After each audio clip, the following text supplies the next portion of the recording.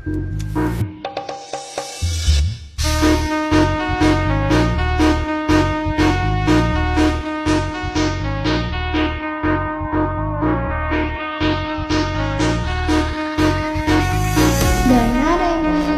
teman-teman, selamat datang di video pembelajaran kita kali ini. Perkenalkan, saya Revinda. Saya Ringo. Dan saya Bunga. Kami bertiga akan menemani kalian belajar tentang sesuatu yang sangat penting bagi kehidupan di bumi.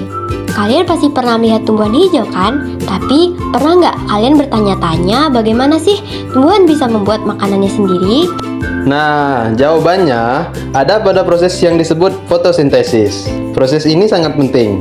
Bukan hanya untuk tumbuhan, tapi juga untuk makhluk hidup lainnya termasuk kita. Di video ini, kita akan belajar apa itu fotosintesis, bagaimana prosesnya berlangsung, dan kenapa fotosintesis sangat penting bagi kehidupan. Selamat menyaksikan!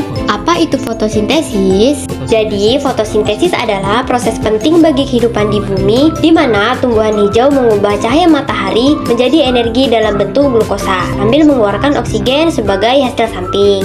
Proses fotosintesis dapat dirangkum dengan reaksi berikut. 6CO2 ditambah 6H2O ditambah cahaya matahari menghasilkan C6H12O6 ditambah 6O2.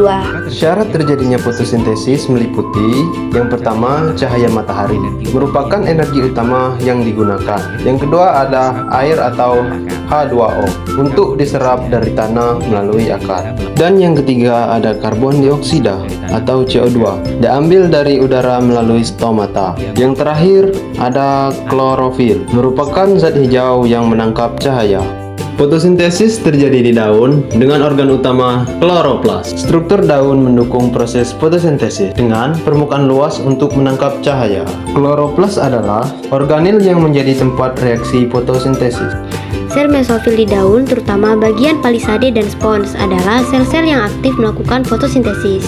Pigmen selain klorofil yakni karotenoid yang semuanya memiliki kemampuan yang baik untuk mengabsorpsi panjang gelombang cahaya matahari. Berikut adalah kurva mengenai kemampuan klorofil A, klorofil B, dan karotenoid dalam menyerap panjang gelombang. Fotosistem.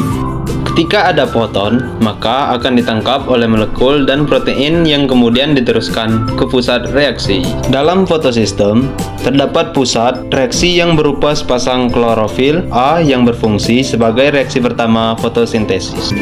Reaksi pertama tersebut menghasilkan energi elektron yang kemudian terjadi transfer elektron molekul khusus, yakni akseptor elektron primer.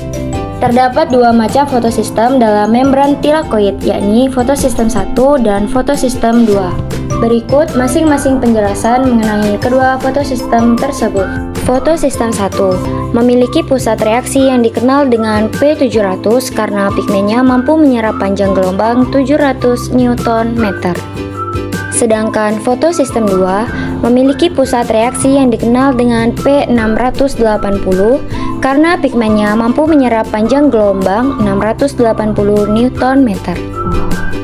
A. Fotofosforilasi siklik. Jalur fotofosforilasi siklik adalah proses yang melibatkan hanya satu fotosistem dan hanya menghasilkan ATP tanpa NADPH dan O2.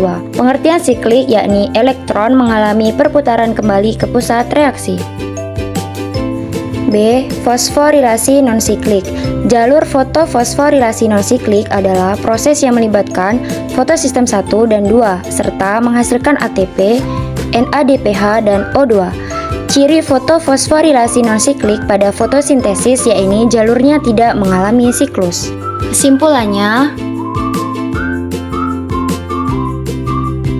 fotosintesis adalah proses anabolisme pada tumbuhan hijau yang mengubah karbon dioksida dan air menjadi glukosa dengan bantuan cahaya matahari serta menghasilkan oksigen. Proses ini berlangsung di kloroplas yang mengandung klorofil sebagai pigmen penyerap cahaya.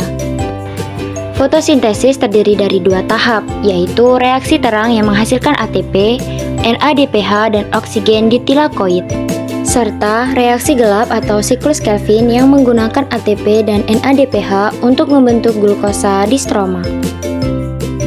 Fotosintesis berperan penting dalam menyediakan energi kimia, oksigen, serta menjadi dasar bagi kelangsungan hidup makhluk hidup dan keseimbangan ekosistem.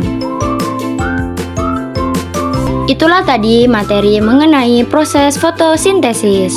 Sampai jumpa di video berikutnya. Kami akhiri. Wassalamualaikum warahmatullahi wabarakatuh.